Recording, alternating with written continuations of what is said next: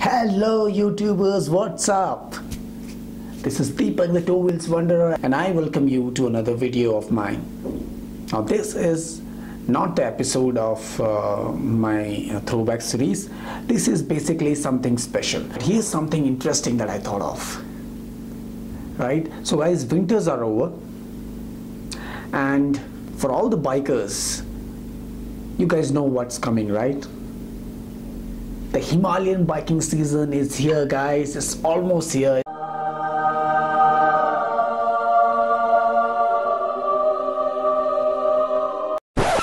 It's time to take your bike out into some of the world's highest roads and witness the most amazing landscapes that you will ever see in your lives.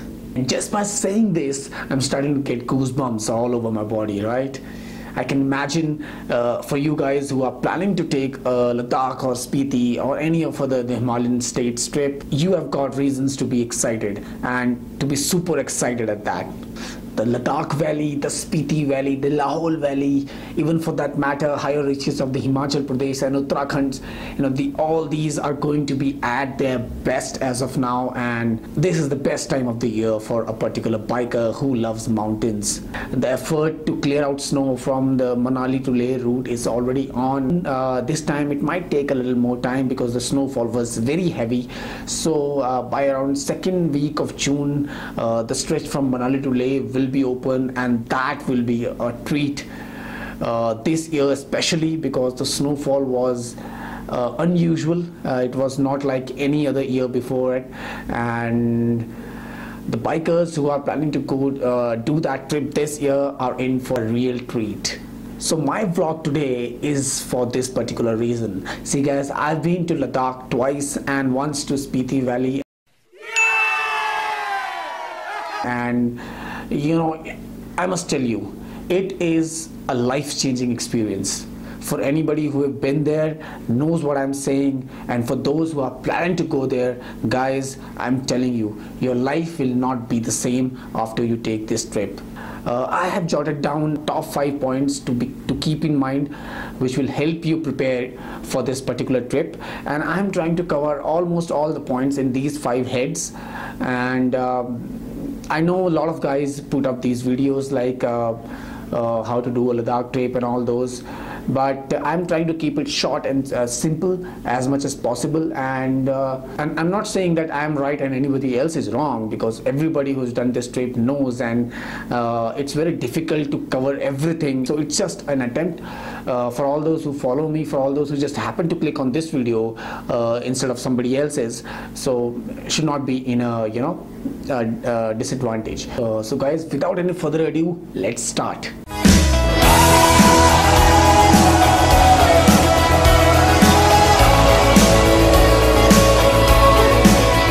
So the first point that I want to talk to you about is your roadmap and your distances per day. Now guys, make sure that a roadmap is clear, and if you are riding in a group, dedicate one particular biker who should be well thorough with the route all the way through your trip, and so that you don't take a wrong turn and add to your distances per day, especially when you enter the hills.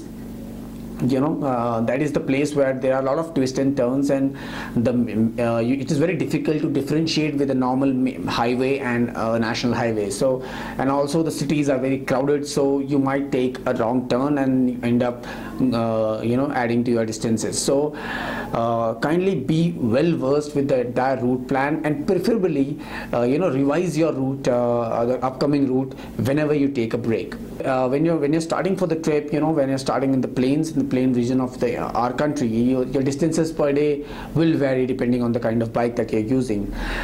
It might vary all the way from 400 kilometers a day all the way up to 800 or 1000 kilometers a day, depending on the kind of bike you're using.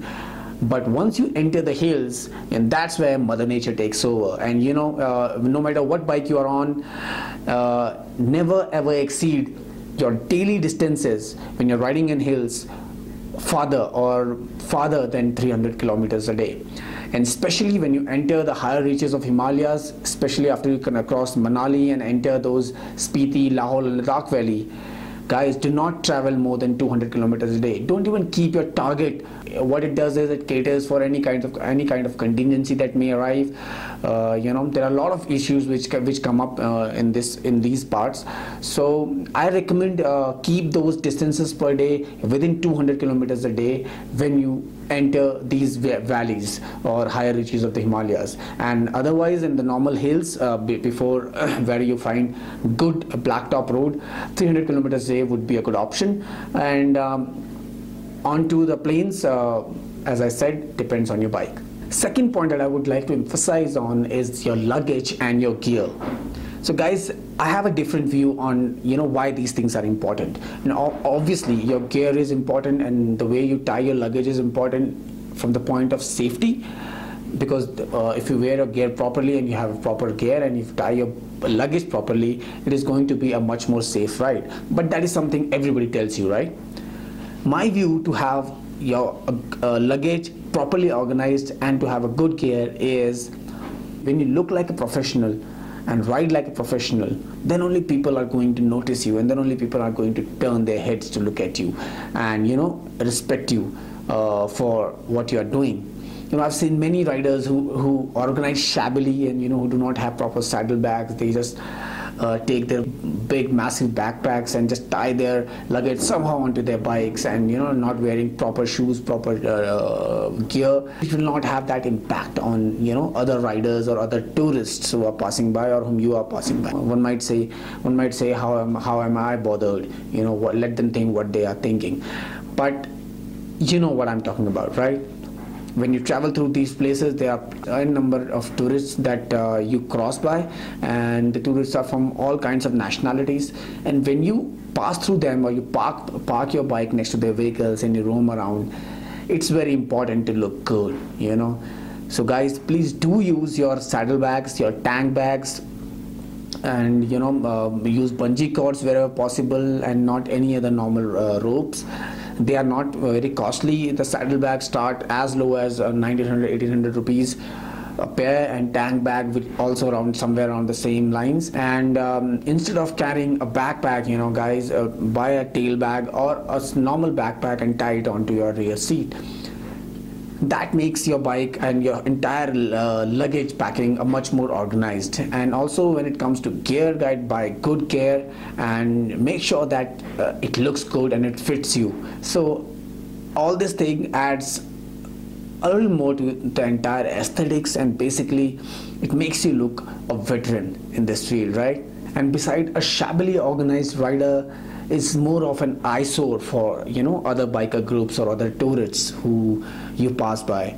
If I were you, I would try and avoid that. I would like that more and more people look towards me, and they have that respect in their hearts for you. So that will only happen when you look good, when you look like a proper biker. Third point is, guys, you should always cater for contingencies. Riding in these parts comes with a lot of risks, both to your bike and to yourself. Do carry your puncture repair kit, your extra fuel, and few basic accessories for parts which are prone to get damaged easily.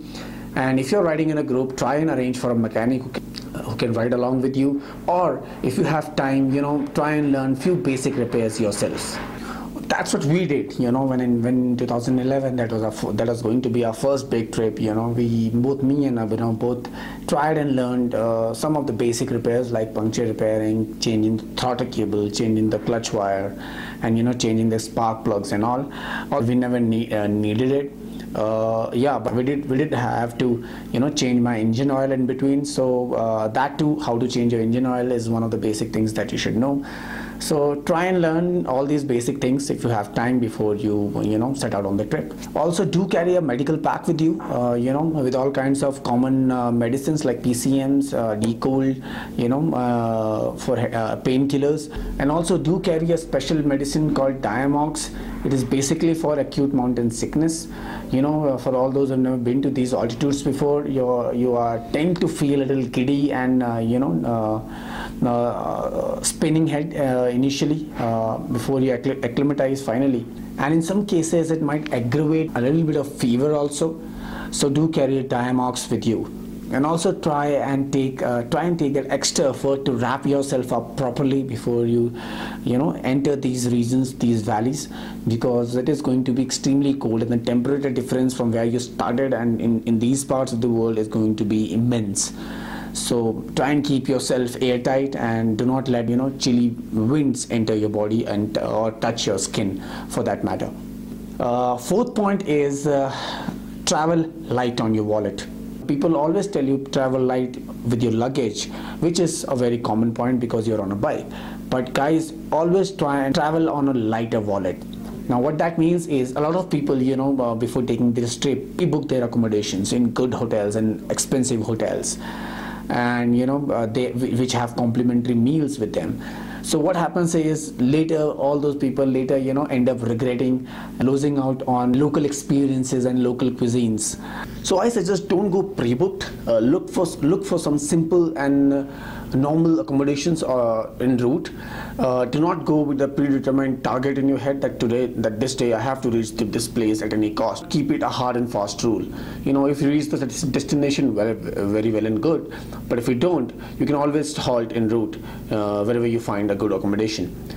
So that way you will be able to much more feel the environment and feel how locals live in these places, and always do make it a point to try out the local dishes, guys, because that always makes for a better memory than having the same old Indian food and try and finding that food which you love everywhere. My fifth point is much more of a comparison really between Ladakh and Spiti Valley. See guys, until few years back, like 5 or 6 years back, roughly around when we traveled for the first time in 2011, Ladakh was a bit more different than what it is now. You see, that was the time when the adventure quotient of Ladakh was pretty much higher than what it is now. The roads were almost not there. The passes were untouched. There were no man-made constructions anywhere in the passes. It was very difficult to find help and mechanics or food or a place to halt in between. So it was a much more adventurous trip back then. Right now, obviously, there are a lot of the road construction is going on. There is a lot of money that the government is feeding tourism department to develop this Manali to Leh stretch. And obviously it is making it a better facilitated route for the tourists, and what that did is the number of tourists visiting the Manali Leh route has increased a lot. So for bikers like me who like to go on an adventurous ride, right? We all want that adventure quotient to be there in our bike rides. In the last 3-4 years, Spiti Valley has entered the race, and it is giving Ladakh a run for its money, only because Spiti Valley is still untouched and unexplored compared to what Ladakh is. The roads there are almost non-existent, and it becomes very difficult for tourists and riders to negotiate the streams which are there in that route, because when you travel from Shimla to Spiti and then from Spiti to Leh, you go through a glacier. It becomes very difficult to negotiate those streams because the water flow in those streams is very high, and there are places where the stream is as long as 500 meters, 400 meters. So we had that adventure in 2014, and that is why a lot of bikers these days are opting Spiti over Ladakh. So if you are planning Ladakh this year, I'm not going to tell you don't go. Please go, because it is still going to be an exhilarating experience for the first timers. But guys, do make it a point to visit Spiti as well. And if you can plan both of these together, nothing better than that. Okay guys, so these were my 5 top points to keep in mind before you travel the Himalayas this year. But I'm going to give you a bonus tip. Here, I just thought of it, and when we traveled in 2011, we were short of time, so we did not halt much at any of the places. But when we did it in 2014, we had much more time. In Leh, we halted for 4 days. Now, during these 4 days, we discovered a secret part of Leh city. people always have this adventure thing in their mind, and the amazing landscapes all around the Khardungla, the Pangong Sos, the Nubra Valley in their mind whenever they plan this Leh city. Nobody plans for the nightlife of Leh city. And guys, I must tell you, the nightlife of Leh city is as good as anywhere else in the country. You can almost compare it to the nightlife of Goa. So this is my bonus tip to all the riders who are going this year to Ladakh. Do take out time and keep a day or two, a night more specifically, to explore the nightlife of Leh city. You will not regret it, I'm sure. So guys, this is the end of today's vlog, and I know I've not covered all the points, and for any other queries, any comments or any questions, kindly leave them below the comment section, and I will try and answer as most as possible and as soon as possible. If you guys have not subscribed to me yet and are watching this video, kindly hit subscribe right here and watch my previous videos here and here. So this is Deepak, the Two Wheels Wanderer, signing off. Ride safe.